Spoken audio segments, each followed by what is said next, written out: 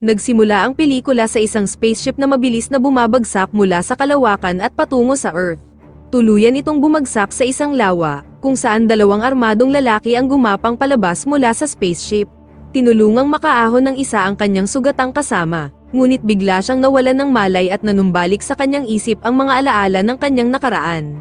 Pagkagising niya, napagtanto ng lalaki na patay na ang kanyang kasama dahil sa natamo nitong malalim na sugat sa dibdib. Narinig niya mula sa malayo ang isang robotic signal na nagmumula sa isang computer na lumulutang sa lawa. Iniligtas niya ang makina at kinausap ito gamit ang isang hindi pamilyar na wika, tinatanong kung anong klaseng planeta ang kanilang napuntahan. Itinanong din niya kung nasaan ang iba pang mga ship, ngunit sumagot ang computer na walang anumang record ng mga kalapit na spaceship. Matapos ang kanyang pagkadismaya, hinayaan niyang mag-download at maglipat ang computer ng napakaraming impormasyon tungkol sa planeta, kabilang ang sibilisasyon, mga nilalang, wika at kultura. Ito ay isang proseso na labis na nagpahirap at masakit para sa kanyang isipan. Pagkatapos nito, tila nagkaroon siya ng panibagong lakas at nagsimulang magsanay ng kanyang pagsipat gamit ang isang makapangyarihang sandata na himalang nakaligtas sa pagbagsak. Pagsapit ng gabi, naghukay siya ng libingan para sa kanyang namatay na kasama. Ang bagong misyon ng dayuhan ay ang mabuhay sa hindi pamilyar na lupain, isang malawak na kagubatan, gamit lamang ang kanyang baril. Habang nag-e-explore, nadiskubre niya ang bangkay ng isang balyena malapit sa isang wasak at abandonadong nayon, na may mga palatandaang malinaw na inatake ito ng isang nilalang na hindi tao. Bigla niyang naramdaman na may nagmamatsyag sa kanya kaya sinubukan niyang tumakas, ngunit naabutan siya ng isang lalaking nakakabayo na agad siyang pinatumba, dahilan upang matapon ang kanyang sandata sa ilog.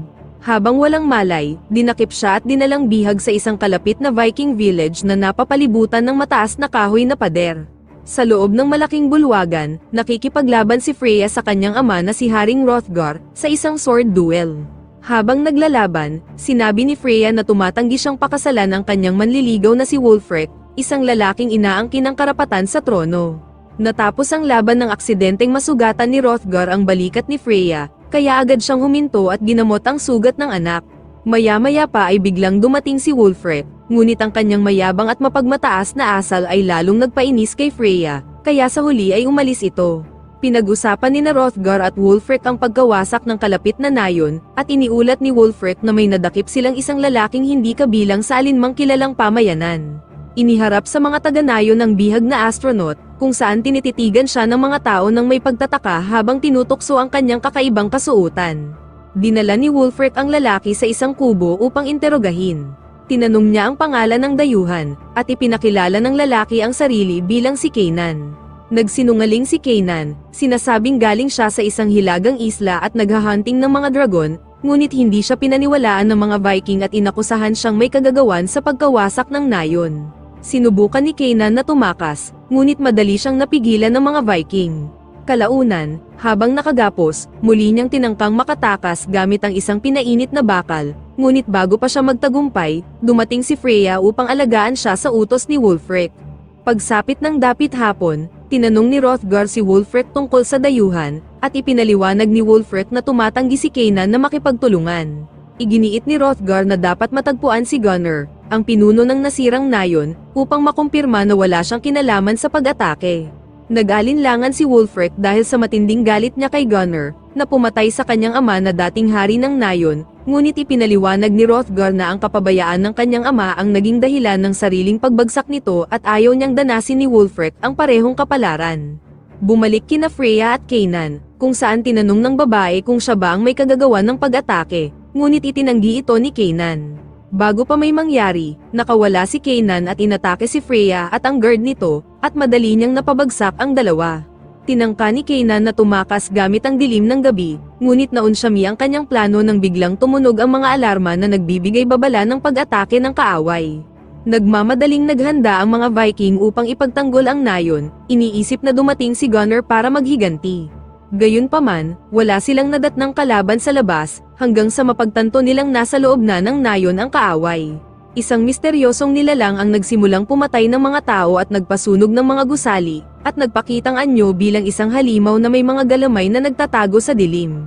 Walang takot na hinabol ni Kanan ang nilalang, habang ang guard naman ang humahabol sa kanya. Hindi nagtagal, napatay ng halimaw ang guard at kinaladkad ang bangkay nito sa tuktok ng kahoy na pader. Nakilala ni Kanan ang halimaw bilang isang Morwen, ang totoong dragon na kanyang hinahabol. Bago pa niya ito makaharap, dinakip siya ng mga Viking at itinali sa isang bato. Habang nakagapos, binalikan ni Kanan ang alaala ng pagkawasak ng kanyang mundo dahil sa mga Morwen, at ang pagkamatay ng kanyang mga kababayan at pamilya. Kinabukasan, isang batang lalaki mula sa nayon ang nag-alok sa kanya ng tinapay, na tinanggap naman ni Kanan ng may pag-aalinlangan. Pinagdebatehan ng mga taga-nayon kung sino ang may kagagawan ng pag-atake noong nakaraang gabi. Dinala si Kanan sa harap ni Hrothgar at tinanong siya tungkol sa kanyang sinasabing dragon. Ipinaliwanag ni Kanan na inatake rin ng Morwen ang kanyang mga tao at ginagamit nito ang kanyang kumikinang na ilaw upang akitin ang mga biktima bago patayin. Inamin niyang sinundan siya ng Morwen hanggang sa nayon, ngunit bago pa siya patayin, namagitan si Hrothgar at inamin na hindi siya sigurado kung nagsisinungaling si Kanan. Nang malaman niyang balak nilang hulihin ang Morwen, nakiusap si Kanan na sumama sa kanila. Binigyan siya ng mga Viking ng kabayo, at sinuntok siya ni Freya dahil sa pag-atake niya kanina, bago sila umalis upang hanapin ang nilalang. Isang panday na nagngangalang Boromir ang nag-alok kay Kanan ng mead, ngunit agad niya itong idinura. Pribadong kinausap ni Hrothgar si Kanan, kung saan nagbabala si Kanan na kung hindi mapipigilan ang Morwen, magdurusa ang nayon tulad ng sinapit ng kanyang tahanan. Iniulat ni Wulfric na may maraming bangkay sa paligid at iminungkahing maghiwa-hiwalay sila, ngunit iginiit ni Kanan na mas ligtas kung mananatili silang magkakasama. Sa kabila nito, nagpasya si Hrothgar na magpatuloy ng magkakapares. Habang naghahanap, biglang bumagsak sa harap ni Hrothgar at Boromir ang isang pugot na ulo ng kabayo. Ang isa pang grupo ay nakakita ng mga sunog na bangkay sa labas ng isang kuweba at agad na nakatunog ng panganib. Nang marinig ang kanilang mga sigaw, agad na sumugod sina Kanan upang tumulong. Nakasagupan nila ang isang oso, at pagkatapos ng matinding labanan, matagumpay nila itong napatay. Sa huling sandali ng laban, si Kanan ang nagbigay ng huling atake gamit ang isang espada. Humanga si Hrothgar sa katapangan nito, dahilan upang ibigay na niya ang kanyang kalayaan. Ipinagdiwang ng nayon ang pagkamatay ng oso sa pamamagitan ng isang piging, iniisip na ito ang nasabing Morwen na umaatake sa kanila. Sa unang pagkakataon, nakita si Kanan na suot ang kasuotan ng mga Viking. Naging mainit at masaya naman ang pagtanggap sa kanya ng mga taga-nayon, at umupo siya sa mesa kasama si Hrothgar. Sa piging, muling lumitaw ang batang nagbigay sa kanya ng tinapay, at bilang pasalamat, ipinahiram ni Kanan ang espadang pumatay sa oso. Tinanong niya ang pangalan ng bata, na sumagot naman at sinabing Eric. Ipinaliwanag ni Hrothgar na patay na ang mga magulang ni Eric at ang buong nayon ang nag-aalaga sa kanya. Pinasimulan ni Wulfric ang isang laro na tinatawag na shields at hinamon si Kanan. Bumuo ang mga lalaki ng parisukat gamit ang mga shields at kailangang tumawid dito ang mga kalahok habang binabalanse ang sarili. Natisod si Kanan at bumagsak kay Boromir, ngunit sa halip na pagtawanan siya, tinulungan siya ni Wulfric na tumayo, dahilan upang magdiwang ang mga tao.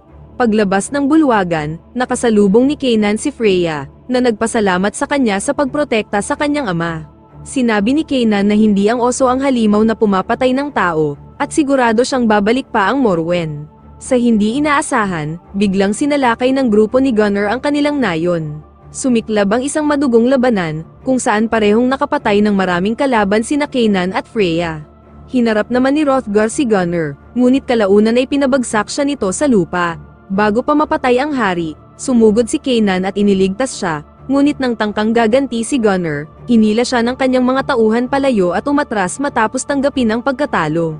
Umalis ang grupo ni Gunnar, ngunit hindi bago siya maglabas ng masasakit na insulto kay Hrothgar, na kanyang sinisisi sa pagkamatay ng kanyang pamilya at mga tao. Kalaunan, nahirapang bumangon ang nayon matapos ang pag-atake, at ipinaliwanag ni Freya kay Kanan kung sino talaga si Gunnar. Noon ay sinubukan ng ama ni Wulfric na pag-isahin ang lahat ng nayon upang salakayin ang mga Franks, ngunit hindi dumating si Gunnar at itinuring iyon bilang pagtataksil, dahilan upang magkaroon ng malalim na galit ang dalawang panig sa isa't isa. Samantala, nagsimulang magplano ang grupo ni Gunnar ng panibagong pag-atake laban kay Wulfric at sa kanyang mga tao. Isang lalaki ang humiwalay upang umihi, ngunit inatake siya ng Morwen na nagtatago sa lawa. Isa-isang namamatay ang mga tauhan ni Gunnar, at iniisip nilang inaatake sila ng mga tauhan ni Wulfric. Kalaunan ay naiwan si Gunnar ng mag-isa at hinarap ang nilalang ng walang takot. Sa nayon, tumatakbong dumating ang ilan sa kanyang mga tauhan na sumisigaw at sumusuko, nagmamakaawang papasukin sila. Naghinala si Wulfric na isa itong trick mula kay Gunnar, at inutusan ang mga archer na maghanda sa atake. Kasama sa mga nakaligtas si Gunnar, na humihingi rin ngayon ng tulong. Pinakawalan ang mga palaso, na pumatay sa ilang kalaban, habang si Gunnar naman ay nadaplisan lamang. Nakialam si Kanan at pinahinto ang pag-atake at binuksan ang tarangkahan. Nang tangkang aatakihin na ni Wulfric si Gunnar, biglang nakita ng lahat ang asul na liwanag na dinampot ang isang lalaki sa gubat bago ito kainin. Nagkulay pula ang liwanag at ipinakita ang mabangis na Morwen bago ito muling maglaho sa dilim.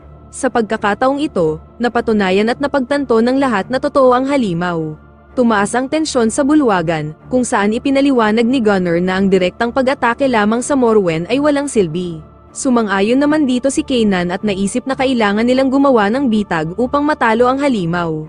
Gayunpaman, tinanggihan ni Wulfric ang ideya, sinasabing hindi mapagkakatiwalaan si Kanan. Sumagot si Kanan at ininsulto ang kanyang kahinaan, tulad ng pagbibintang niya noon sa oso at kay Gunnar. Muntik na silang magpambuno, ngunit biglang namagitan si Hrothgar at pinanigan ang ideya ni Kanan, sinasabing masusunod ang lahat ng kanyang utos. Kinabukasan, naghukay sila ng bitag sa entrance ng nayon, at humingi si Kanan ng mga madaling magliyab na materyales. Tinakpan nila ang hukay upang magmukhang ordinaryong kubo, at nilagyan ng mga poste na binabad sa iba't ibang langis.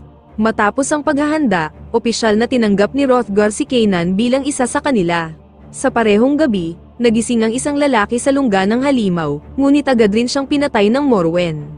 Sa kubo ni Freya, ibinahagi ni Kanan ang masakit na katotohanan, na ang kanilang sibilisasyon ay isa talagang mananakop ng mga mundo. Inamin niya na noong nakarating sila sa planeta ng mga Morwen, winasak nila ito at inubos ang mga nilalang na naninirahan dito. Sinadya nilang walang itirang buhay sa mga halimaw, upang mapasakamay nila ang buong lupain. Kasama si Kanan sa mga sundalong mananakop, at bilang kapalit sa kanyang serbisyo, binigyan siya at kanyang pamilya ng lugar na matitirhan sa bagong planeta. Pagkatapos ng matagumpay na pananakop, kinailangang umalis muli ni Kanan para sa panibagong misyon. Ngunit lumalabas na may isang Morwen na nakaligtas matapos magtago sa ventilation ng kanilang ship, na siya ring pumatay sa natitirang populasyon. Ito rin ang nagpahintulot upang mag-crash ang ship ni Kanan sa Earth, at kanila ngayong kinakaharap. Sinisisi ni Kanan ang kanyang sarili para sa pagkakamaling iyon, ngunit pinalakas ni Freya ang kanyang loob at sinabing walang may gusto sa nangyari. Bilang tanda ng tiwala sa kanya, binigyan siya ni Freya ng isang espada na mula sa kanyang pamilya. Kalaunan, magkakasama silang naghanda para sa bitag, at sa pagkakataong ito ay katulong na rin nila si Gunnar. Binuksan nila ang tarangkahan, at lumabas sina Wulfric at Kanan, naghihintay na magpakita ang halimaw. Masyadong madilim sa labas kaya inihagis ni Kanan ang hawak na apoy sa kakahuyan, kung saan nakita nilang diretsyong nakatingin sa kanila ang Morwen. Sa hindi inaasahan, biglang lumitaw ang pari ng nayon, na taimtim na nagdasal at inutos sa nilalang na umalis, tinatawag itong alipin ni Satanas. Agad siyang pinatay ng nilalang, kaya napilitan sina Kanan at Wulfric na tumakbo patungo sa bitag, at ginamit ang mga shields upang makatawid sa kabila. Sa kabila nito, nadulas si Wulfric at nahulog sa tubig, katabi mismo ng halimaw. Mas lalong lumala ang sitwasyon nang isara ng mga tauhan ang mga tarangkahan, na ikinulong ang dalawang kasama. Bago pa man pakawalan ng mga archer ang kanilang nagliliyab na mga palaso, nagawang mailigtas ni Kanan si Wulfric at mailabas siya bago ang pagsabog. Habang naguluhan ang buong nayon dahil sa pagsabog, isang pangalawa at mas maliit na Morwen ang biglang lumitaw sa likuran nila, malapit sa pinagtataguan ng mga kababaihan. Lumalabas na anak ito ng babaeng Morwen, na buntis pala noong nagawang makapagtago sa ship ni Kanan. Upang ipagtanggol ang mga taga-nayon, mabilis na sumugod si Freya upang lumaban. Sumama si Hrothgar sa kanya, ngunit matapos ang maikling pakikipaglaban sa nilalang, agad din siyang napatumba ng halimaw. Maya-maya pa, biglang muling lumitaw ang ina ng batang Morwen mula sa apoy, na ngayon ay labis na ang galit. Magkasabay na umatake sina Wulfric at Kanan, ngunit wala silang laban sa halimaw. Sumingit pa si Gunnar upang tumulong, ngunit mabilis siyang napugutan ng ulo ng babaeng Morwen, na agad namang tumakas pagkatapos. Nagmamadaling nilapitan ni Eric si Kanan upang ipaalam ang sitwasyon ni Freya at Hrothgar, kaya agad silang tumakbo patungo doon. Sa kasamaang palad, naabutan nila si Freya na yakap na ang kanyang ama na wala ng buhay matapos masawi sa labanan. Kinabukasan, lumikas na ang buong nayon, natatakot sa panibagong pag-atake ng mga halimaw. Sinabi ni Eric kay Keenan na nais niyang manatili kasama niya, ngunit ipinaliwanag ni Kanan na hindi naligtas ang nayon, kaya kailangan niyang umalis kasama ang iba sakay ng mga bangka.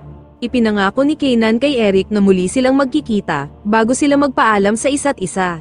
Nakipagkita si Kanan kay Wulfric, na labis na nalulumbay sa naging resulta at pakiramdam niya ay hindi na siya karapat-dapat sa kanyang posisyon. Pinalakas ni Kanan ang kanyang loob at sinabing kailangan nilang harapin ang halimaw at tapusin ito ng magkasama. Nagtipon sila ng maliit na grupo ng kalalakihan upang magtungo sa balon ng nayon. Bagamat mapanganib ang plano, ito lamang ang paraan upang matagpuan ang lungga ng mga Morwen. Hiniling ni Kanan kay Boromir na gumawa ng mga bagong sandata mula sa mas matibay na materyales para sa misyong ito. Kasama si Freya at Wulfric, nagtungo sila sa lawa kung saan bumagsak ang kanyang ship, at sumisid siya upang kumuha ng ilang supply. Habang kinukuha ni Kanan ng ilang kagamitan, bigla siyang nagulat nang mapansin ng isang Morwen na nagkukubli sa ilalim ng tubig. Pag-ahon niya, nakita niyang wasak na ang kanilang bangka at si Wulfric na lamang ang kanyang nakita na walang malay. Kalaunan, gumawa si Boromir ng bagong espada para kay Kanan, na mas malaki at mas matibay kaysa sa alinmang sandatang kanyang nahawakan noon. Upang iligtas si Freya, naghanda sila na bumaba sa balon, kung saan natuklasan ni Kanan ang isang kuweba sa ilalim nito. Hinintay niya ang iba, at sama-sama silang nagpatuloy sa mas malalim na bahagi. Samantala, nagising si Freya na may matinding takot, at natagpuan niya ang sarili sa isang pugad ng halimaw na puno ng mga bangkay. Habang sinusubukan niyang tumakas, napansin siya ng batang Morwen, ngunit bago pa ito makalapit, naramdaman nito ang presensya ng mga nanghimasok at iniwan si Freya upang habulin sila. Kalaunan, nakapasok ang grupo ni Kanan sa isang kuweba na may lava floor, kung saan sila inatake ng batang Morwen. Ngayon ay natuklasan na nila ang lungga ng mga halimaw, at nagawa nilang masugatan ang batang Morwen, ngunit naging kapalit nito ang buhay ng ilang kasama, kabilang na si Boromir. Nagawang makabangon ni Freya at agad siyang tumawag sa mga kasama. Nang makarating siya sa isang madilim na lagusan, nakaramdam ng panganib si Freya, kung saan biglang lumitaw ang sugatang Morwen, na ngayon ay bulag na at ginagabayan na lang ng tunog. Dahil sa ingay na ginawa ni na Freya at Kanan, naudyok ang halimaw na umatake, ngunit nagawa itong iwasan ng babae. Upang marating ang kanyang mga kasama, kailangan ni Freya na dumaan sa isang butas na masyadong makitid para sa kanya, kaya mas minabuti ni Kanan na ibigay sa kanya ang espada, at sa isang iglap ay napatay niya ang halimaw. Muli silang nagsama-sama, ngunit sa halip na ginhawa, matinding pagkatakot ang kanilang naramdaman sa dami ng mga bangkay sa paligid. Nang makarinig sila ng pagdalaw ay agad silang tumakas, habang nakita ng babaeng Morwen ang bangkay ng kanyang anak, na labis nitong ikinagalit. Nakarating sina Kanan sa isang bangin sa tabi ng talon, kung saan sinubukan nilang umakyat upang maging ligtas, ngunit ang madulas na pader ay nagpahirap sa kanila. Kalaunan ay nadulas si Freya ngunit nasagip siya ni Kanan, habang inatake naman ng halimaw si Wulfric, kung saan nagawa ng lalaki na masugatan ito sa mukha. Nakaligtas si Freya, ngunit inihagis ng Morwen ang katawan ni Wulfric patungo kay Kanan, bago ito pumasok muli sa kuweba. Agad na sinundan ito ni Kanan dala ang kanyang espada, kung saan nagawa niyang maputol ang isa sa mga galamay ng halimaw. Habang sinusundan niya ang bakas ng dugo ay nadapa siya, at sa sandaling handa ng umatake ang Morwen mula sa likuran, biglang sumugod si Freya, na nagbigay kay Kanan ng pagkakataong umatake. Nahila siya ng halimaw patungo sa gilid ng bangin, ngunit nagawa siyang mahawakan ni Freya bago pa sila mahulog. Sa huli, ginamit ni Kanan ang kanyang espada upang putulin ang kamay ng halimaw, dahilan upang tuluyan itong mahulog sa ilalim. Pagkatapos ay agad nilang nilapitan ang naghihingalong si Wulfric, na nagtanong kung natapos na ba ang lahat. Kinumpirma ito ni Kanan, at saka ibinigay ni Wulfric sa kanya ang medalyon ng pagiging hari. Binanggit ni Wulfric na nagsisisi siya na hindi sila nagkaroon ng tamang pagkakaibigan, ngunit sinabi ni Kanan na magkaibigan sila, at dito na tuluyang namatay si Wulfric. Umakyat sina Kanan at Freya mula sa bangin, at nakita sina Eric at ang natitirang mga taga-nayon na naghihintay sa ibaba sakay ng mga bangka. Naghalikan ang dalawa, ngunit sinabi ni Kanan kay Freya na kailangan na niyang umalis, at nangamba si Freya na baka hindi na sila muling magkita. Bumalik si Kanan sa pinagbagsakan ng kanyang ship, kung saan nakita niya ang kanyang asawa sa loob ng isang device, na matagal na palang patay bago pa ang pag-crash. Nagbigay ng huling paalam si Kanan, at saka lumapit sa kanyang computer, na siyang nagbibigay ng signal para sa kanyang mga kasamahan upang hanapin siya. Pinagmasdan siya ni Freya habang sinisira niya ito, na inaalis ang kanyang tanging paraan upang makauwi. Sa huling eksena, isinalaysay ni Freya ang paglilibing kina Wulfric at Hrothgar, pinaparangalan sila sa pinakamataas na ritual ng mga Viking. Samantalang si Kanan naman, na dati ay isa lang estranghero, naging kanilang hari, kung saan pinakasalan niya si Freya at inampun si Eric bilang kanyang anak. Tinapos niya ang kwento sa pagninilay sa sakripisyo ni Kanan, na iniisip na ipinadala ng mga Diyos at piniling manatili kasama nila sa halip na umalis. Maraming salamat sa panonood, sana ay nagustuhan mo ang pelikulang ito. Huwag kalimutan mag-like at subscribe, pati na rin ang notification bell para updated ka sa mga bagong Tagalog movie recap.